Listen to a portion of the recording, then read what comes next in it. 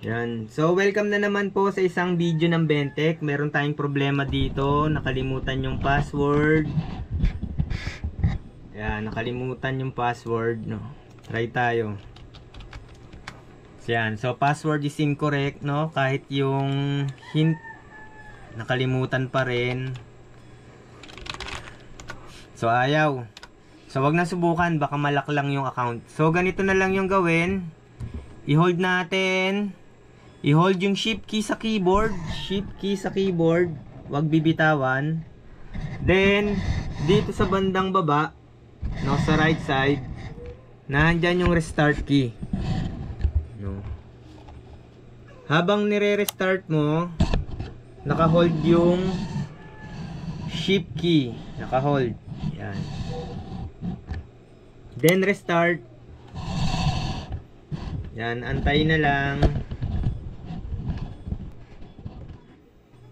Yan.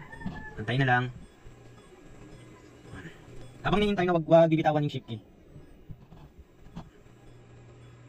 Yan. So, kailangan ganito yung lumabas. Kasi pag binitawan nyo yung shift key, hindi lalabas to. So, ang pipiliin nyo dito, etong troubleshoot. So, troubleshoot. Then, dito, so dito, ang pipiliin ninyo etong advanced option. Advanced option. Yan, advanced option. So, i-click ko yung advanced option. Then, dito sa advanced option, ang pipiliin etong command prompt. Command prompt. Then, dito sa command prompt, kailangan mahanap natin yung directory ng Windows kung saan naka-install. So, sa case ko, ang dami kong hard drive. Na-try ko na to, nasa letter F yung aking Windows folder. Pero, para makita ninyo, no, para maipakita ko, no, kung halimbawa, isa lang yung hard drive ninyo, usually nasa letter C yan. C, colon, tapos enter sa keyboard. Then para ma-double check nyo, ang ita-type nyong command dir, then enter, press enter sa keyboard. Then kailangan mahanap nyo yung Windows folder. So wala yung Windows folder, try sa letter D, sa drive D, D colon, then enter sa keyboard. Then i-check nyo dito, wala, no, wala sa directory, no. Lang. So type natin ulit, no, dir. So wala, no. Mayroong Windows dito, check natin, no, cd Windows. Tapos try natin mag dir. So, wala yung system 32. So, hindi dito. Wala sa letter D. Try ko sa letter F. Tapos, dir. Enter. Ayun, may Windows. Then, para makita ko yung laman ng Windows, dir Windows. Yan. Mas gamay nito ng mga 90s, no? Yung mga 90s tsaka early 2000. Yung mga nakapag-take pa ng mga DOS. Yan. So, hanapin natin, nandito yung system 32. At kailangan muna pala pumunta tayo ng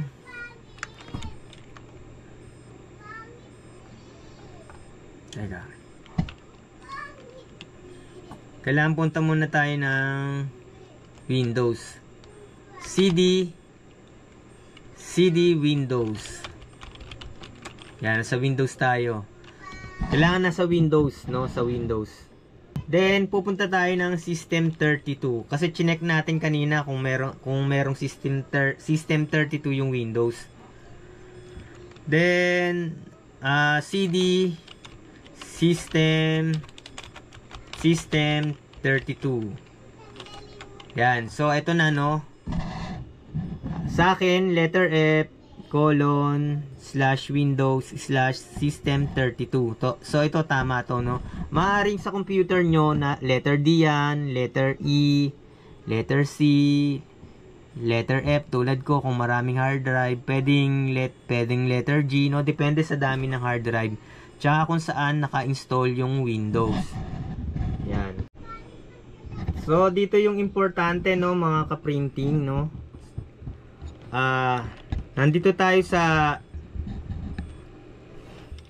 directory ng System32, no? Depende ito sa computer ninyo. Sa akin kasi noon, letter F, tapos Windows, then System32. To, kailangan natin i-rename yung utility command. Yan, yung utility command, kailangan natin i-rename para ma-access natin yung command prompt mamaya. So, ang command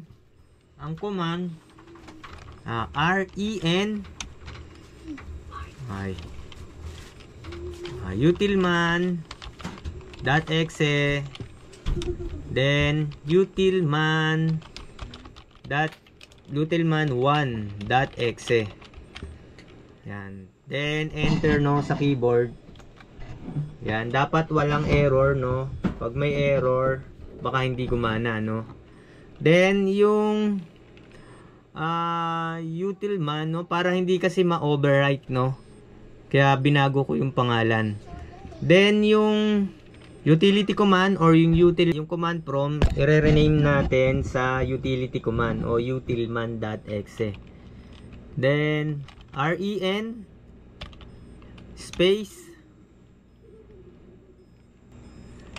cmd.exe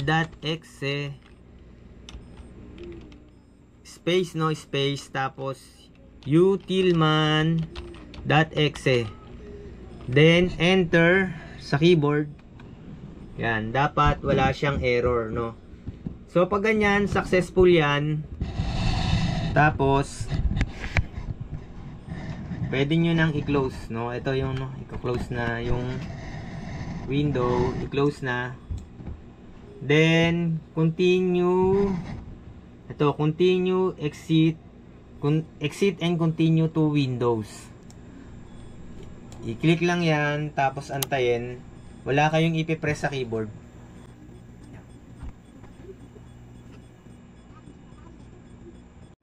Then pag na-restart na, no, di pa rin natin alam yung password, no. Try natin, no.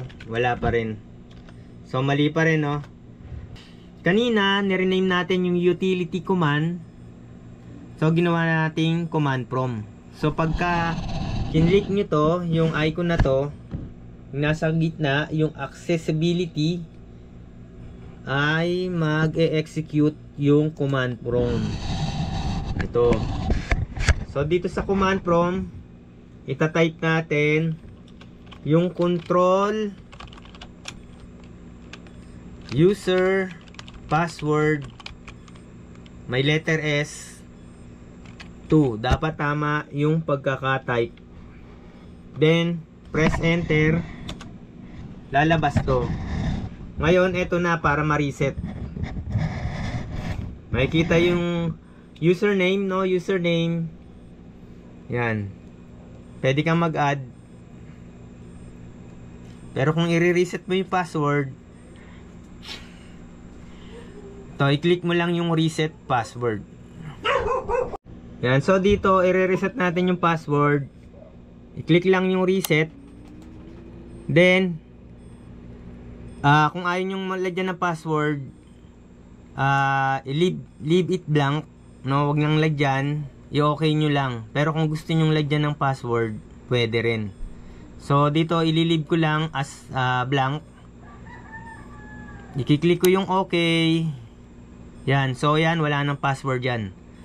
So para matest, close natin to. Yan. Try natin, no. So i-reset pala natin, reset.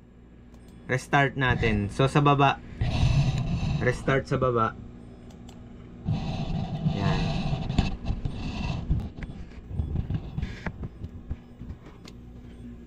So, antayin lang.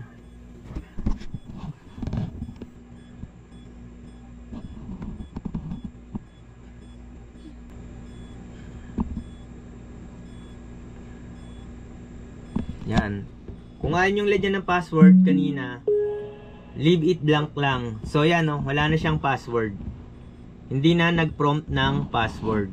So, pwede nyong lagyan ng password. Depende sa inyo kung gusto nyong lagyan. So, ganun lang, no? Sana may natutunan kayo. At wag nating kakalimutan mag-subscribe sa Bentech. Maraming salamat.